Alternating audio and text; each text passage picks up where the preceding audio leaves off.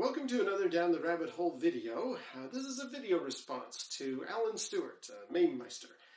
He posed a question a little while ago. Sorry it's taken this long to get to it, Alan. He posed 5 questions to the community, and they're very good questions, and I really want to give each answer the proper amount of depth, because as I was listening to the questions, I thought, God, I could go on about each of these subjects for quite a long time, and my schedule's been a little bit hectic lately, so it's taken till now, I think we're a week or so later after he posed the question, for me to actually get to the amount of time that I need to really go in depth with these answers. So, and apologies, this is going to be a bit of a lengthy video here. But let's get on with them. The very first question Alan asked is, what is your favorite gaming format? Is it cartridges, discs, the modern Blu-ray format, digital downloads, tapes? What is it? Now, I'm an old school gamer. I'm from way back in the day, so of course my answer is going to be cartridges. Love these things. I love the fact, outside of nostalgia, I love the fact I can just plug these into the console, turn it on, and I'm in the game right away. Discs, whatever format they are great for the amount of data that they can hold, but watching a loading screen gradually get to the point where I can start playing is not my idea of fun. I understand it's a necessity of the way the technology went, but no, for me, cartridges are my answer. I was actually looking for an Atari cartridge, couldn't find one quick enough, so I'm wearing the shirt to commemorate. I go back to the Atari and the cartridge format. It's what I first knew, and I love it. I will say, though, there are a couple of games that I've got now, especially on my PlayStation 4, that I downloaded the digital version. Star Wars Battlefront, as an example. It's a huge game. I'd be smarter, as far as the amount of hard drive space is concerned, to get the physical disc copy. But I will say one thing I am noticing is that if I've got 10 minutes to spare, I am far more likely to just fire up Battlefront and get into it and have a match. And the benefit of that is I don't have to get up and put the disc in and wait for it all to spin up. I'm just into the game right away. So digital downloads, they have their place and they are beneficial. They have an appeal like cartridges. They have that sort of immediate get into the game and go thing. Especially if you think about it. Even modern Blu-ray games, if I was to get the physical copy of Battlefront, I have found that it seems to take a long time, not just for loading screens and that, but for the game to actually get started. I understand there's a huge amount of data it's got to pull off the disc, but I just find they just take forever to even get to the main menu, never mind actually loading a level. So, cartridges win out, but digital downloads, I think they have their place. I am playing Battlefront a lot because it's right there. I just click on the icon and away I go. However, there are very few games that I will buy digitally, and that's because we all know the concern is, well, what happens years from now if you wanted to play that game? You've had to take it off your hard drive because you ran out of space, and the servers aren't there anymore. Now, I'm sure the Steam people and the PlayStation people and the Microsoft Xbox Live people, they'll all say, no, your games will always be accessible, etc., etc., etc. Yeah, well, I'm a Wii owner, and I know that you can't get any of the old WiiWare games anymore off the Wii store. And I don't see a strong difference as far as a business is concerned for Sony and Microsoft and Steam and all those other formats to always forever keep that content available to you. It would just take up too much server space, and I worry that is going to happen. There will be a point where games, for example, Battlefront, I won't be able to get anymore. In the case of Battlefront, I'm kind of cool with that because I knew when I first heard about that game, it was the one exception where I'd want to be able to just jump into it right away and play it, and I do. It has proven me right. And I also know that it's something that I'm only going to play online, and eventually there's not going to be anybody playing it online, and it's kind of, I don't want to say it's money thrown out the window, but I know it's a limited purchase that won't be around forever. I'm really loving what I've got with it. I really love Battlefront. I think it does an amazing job, and I was a big skeptic when I saw the first trailers, but I'm a believer. However, I know that I've kind of thrown that money into a basket that's not always going to be there, shall we say. Whereas with cartridges, I've got them forever. So, hedging out the DLC benefits, I'm going with cartridges for my favorite format ever. Now, that actually leads nicely into question number 2 that Alan asked. He said, today, how much online gaming do you really play? And I'm going to use the Battlefront example. But I need to kind of go back a little bit with this. Again, sorry, these answers are going to be lengthy. I remember really getting into online gaming with Doom, like we all did, and StarCraft, and 90s gaming when it was all dial-up, and it was enough speed that a little game like I think another one I did was Jedi Knight, the original sort of very blocky-looking 3D rendered Star Wars game. I played a lot of that with a modem connection and really loved them. But I found after that, when we kind of got into the more high quality and therefore high speed internet requiring games, I was running into a lot of frustration. Now, back then I was more of a PC gamer. I didn't have a console for years.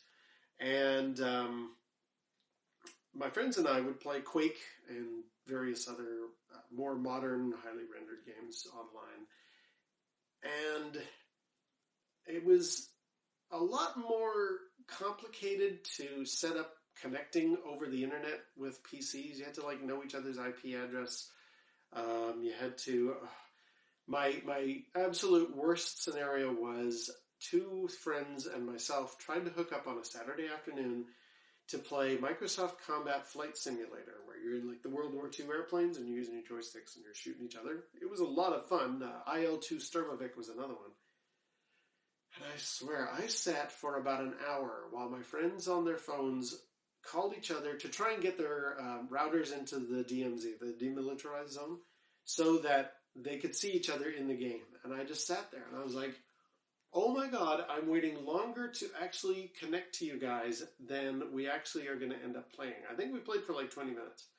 But it was not far off an hour worth of, well, check this setting. Can you reboot your machine? Still can't see you guys. Well, I can see what you're typing, but I don't see what you're typing. Okay, I'm going to reset my router. And I was just like, oh my God, this is supposed to be fun. Why is this taking so long? And that kind of burned me for multiplayer for a while.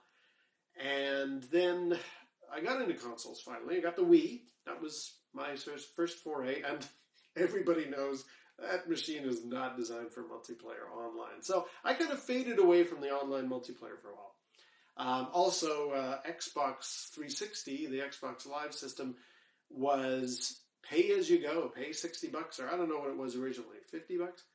You got to pay if you want to play it for online multiplayer. And I just thought, no, thank you. I have been, as a PC gamer, I have never had to pay for the privilege to play online multiplayer. I mean, that's what I pay my internet provider to provide me the bandwidth for, is to play online multiplayer. I'm not also paying Microsoft to be on a service that allows me to do that. Forget it.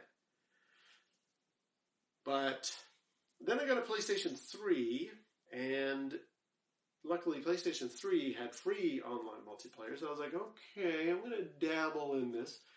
And I actually started to slowly get back into the online multiplayer scene. I mean, in drips and drabs, not a lot. Red Dead Redemption, I loved playing that multiplayer.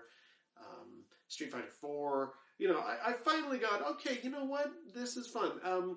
Now, of course, the disadvantage of that is that you've got people who are perhaps not as mature as myself playing online with their microphones on, and you can hear all kinds of frightening language from kids who are maybe 12 years old as they completely destroy you on an online multiplayer game. So I was very, tentatively getting into online multiplayer, but usually just with my friends. I'd be like, hey, you're on PlayStation 3? Okay, let's hook up. Let's get into each other's session. And the one thing I really enjoyed in that particular time for doing multiplayer was there's none of this resetting your router, what's your IP address, none of that stuff. PlayStation Network took care of everything. It's like, here's Fred, he's got his game up, just join, and boom, and you're in.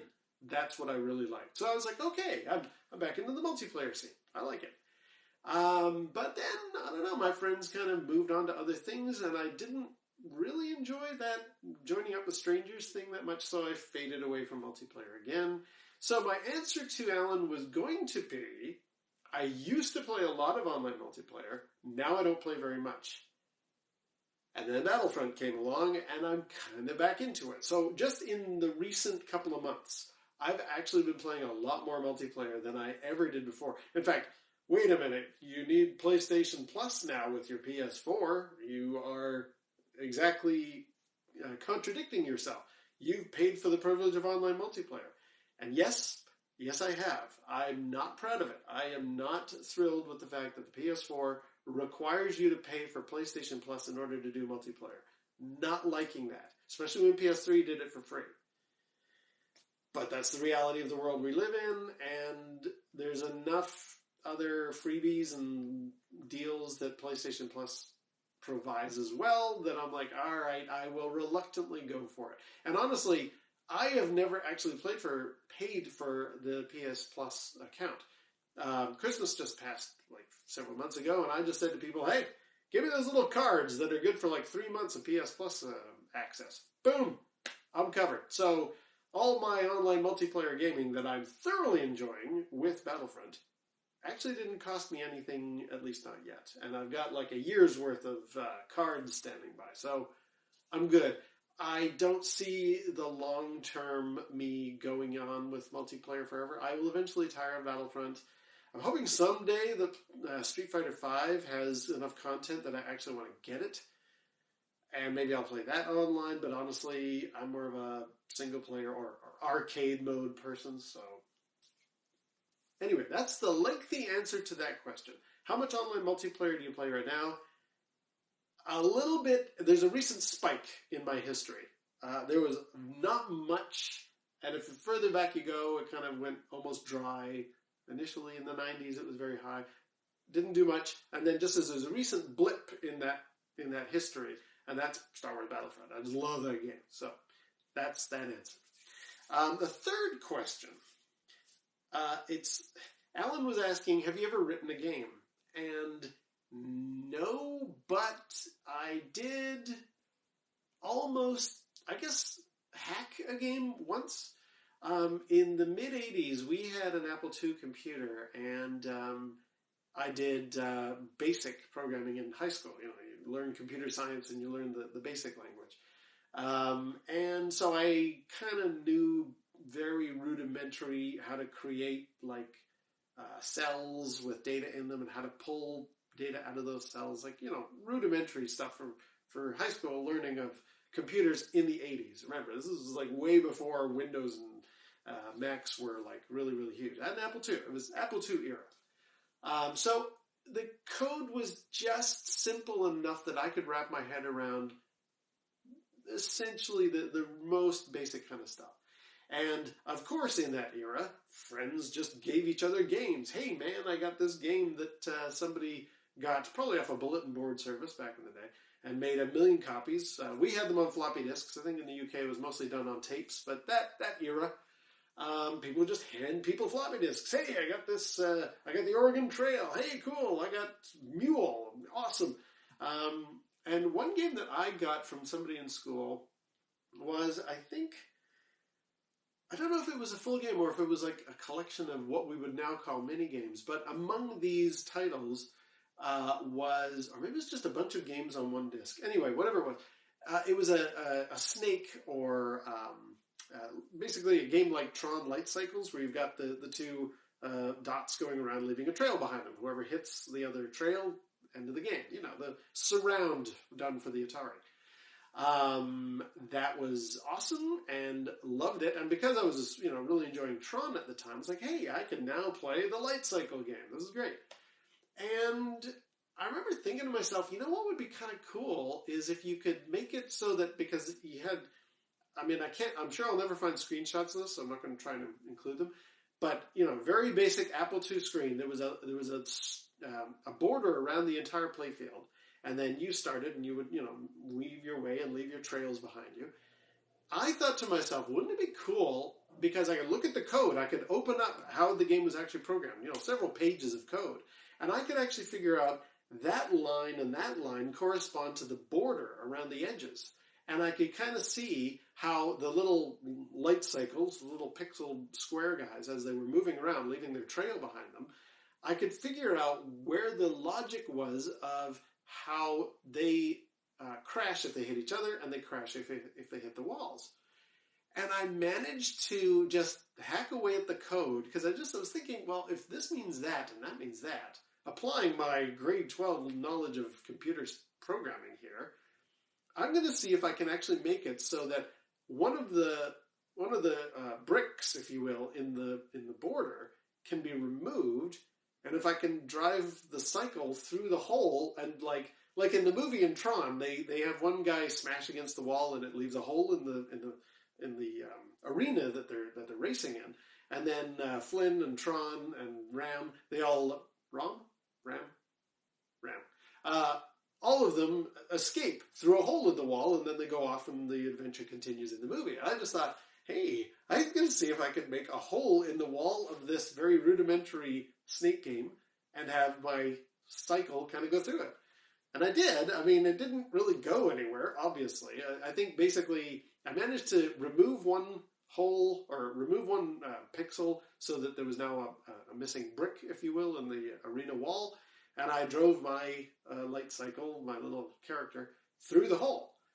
And then that was sort of the end of the game. I think I died anyway, but I was just like, wow, I've kind of created a hack version of the game. That's kind of neat. That's not really like, I have never written an entire game. Don't get me wrong. I'm not that level of programming, but that's about the closest. I suppose one other thing, I have helped make a game. I mentioned before, I run a website devoted to the old 1971 computer space machine, the big, groovy, curved plexiglass, very first arcade machine.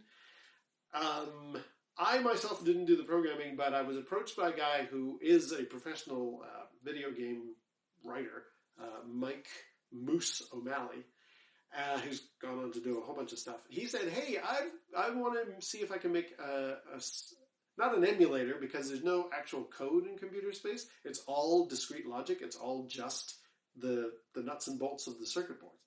But I want to see if I can make computer space so that you can run it on your Windows computer or your Mac or whatever.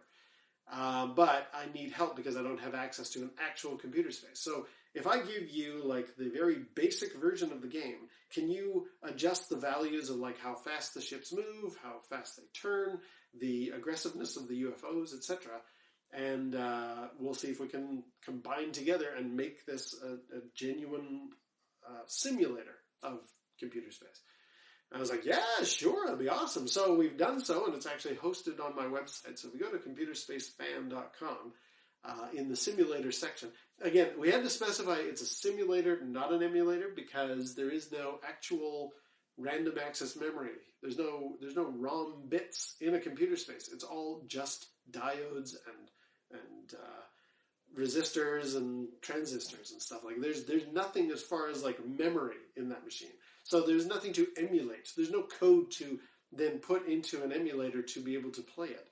But what we did was we simulated what the game was like. So it's a simulator, not an emulator.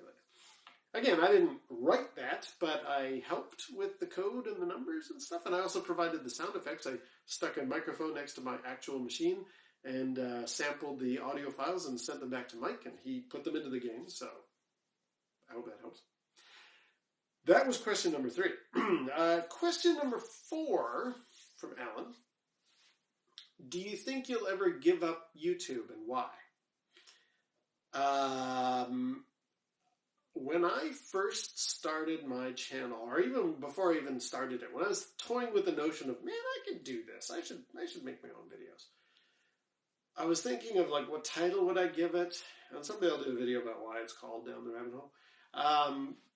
And I went through some ideas, and I just thought, well, let's be honest. I mean, I watch a lot of people who do retro video game stuff, and I noticed around the time I was thinking of making a channel, a lot of them have kind of run out of ideas. Like, if you've got a channel called Let's Play TurboGrafx 16, there's only so much you're going to be able to do on that channel. Or, Sega Saturn Games, the YouTube channel. There's only so much you're going to do with that. And the wise people have kind of pulled away from not just zeroing in on that stuff. So I just thought, okay, if I'm going to do it, I'm not just making retro video games. I'm going to do some Star Wars stuff, some food stuff, some various other ideas. And, it started to blossom into what my channel is now. But when I was first thinking of it, when I was first approaching the idea of making a YouTube channel, I thought, okay, I'm eventually going to run out of things to say. I mean, what am I going to do? 100 videos? And then what am I going to talk about? I'll be out of ideas. So it's going to sound really weird. One of the first ideas I had for the name of my channel, and it didn't make the cut because it's very morbid sounding, but I was originally thinking of maybe calling my channel Another Nail in the Coffin. And I was going to end every episode with a little wooden, a toy-sized coffin, and I was going to hammer a nail into it. And that was because it's well, there goes another video, another one off my list. I know I'm going to run out eventually. But no, that was both a very grim-sounding name for a YouTube channel, and as I started thinking, well, wait a minute, do Star Wars, do food, do other stuff that you haven't seen coming up. All these ideas started percolating, and I started making lists and lists. And honestly, I have got so many ideas in my head right now. I've got a list right now of over 100 videos to make. Never mind stuff that's in the back of my imagination of that would make a cool video. So I know that I'll never run out of. Well, not never. I don't intend any time in the next few years of running out of ideas. So, to answer the question, would I give up YouTube? I'm kind of new at it anyway. I've only been at it a year and a half. I hear, I watch a lot of people who've been around for 6-7 years or whatever, and I think, wow, man, what will I be like in 6 or 7 years of doing YouTube content? And given I never run out of ideas, heck, I was watching The Martian in the movie theater, and I just thought, man, he lasted for a long time eating just a potato. That'll make a great video. These are the kind of things that go through my head. So I don't think I'm ever going to run out of ideas or concepts, or content to make. So no, I'm not seeing myself giving up anytime soon. I've always, anybody who knows me personally, especially if you look through old family photographs, I love the camera. I love being on screen, and I always thought, I wish somebody would make a show about this. I wish somebody would talk about that. And I just started to think, well, I'll just practice what I preach. I'm going to make videos about this stuff. So I don't see myself stopping anytime soon. It'd be great to do it actually full time permanently, or at least more often. But the realities of real life and holding down a job and social life and that, this is the pace that works for me. So I guess the other half of the question, if I was to give up YouTube, if I was ever stopped, why, asked Alan? And it would have to be something fairly major, like health issues or moving, or something was to happen to my home, or, it would be something from an external source. I intend to continue making videos as long as I possibly can. I've got plenty of ideas. The only reason I would stop is if something happened to me. If I suddenly lost my voice, that would suck. I don't think I could do it anymore. That kind of thing. So, yeah, I don't plan to, and the only reason I would be something outside of my control. The final question that Alan asked is, on average, per week, how many hours do you devote to making your content? And I had to really think about that. I believe I put out maybe 2 or 3 videos a week. Let's say averagely it's about 3 videos a week. I think I only take an hour to film most of my stuff. Some stuff is real quick, some stuff a little bit longer. Let's say an hour, maybe an hour and a half. And then editing is not too lengthy, maybe another half hour. So let's say 2 hours per video, and that's roughly 3 videos a week. So half a dozen hours on average, I would say. Sometimes they take longer. I mean, the big ones like the trip to Boston, where I had to cut together the stuff that was in Assassin's Creed 3 and then me doing the same thing in Boston and providing the commentary. Yeah, that took a lot longer, obviously. But then there's like the stuff I've shown in Battlefront. I've pointed out things like, where the Ewok village is and that kind of stuff. And that took I was playing the game and I was like, hey, there's the Ewok village. And then I just recorded it and uploaded it and it took about a minute. Dead quick. So, I don't know. As it works out, let's say that's about half a dozen hours per week. And that's every week. I mean, even at Christmas time, when everybody's over and we got stuff going on, there's always in the back of my head, I should do a video about that. Or people are coming over in about 2 hours. I could put in a video by now. So, I'm always doing it. Half a dozen hours a week, I guess. Right, so there is the rather lengthy and apologies rather late video response to Alan Mamemeister for his 5 random questions. I'll get those up now, and I guess until next time, I'll put another nail in the coffin. Or, no, sorry. I'll see you down the rabbit hole.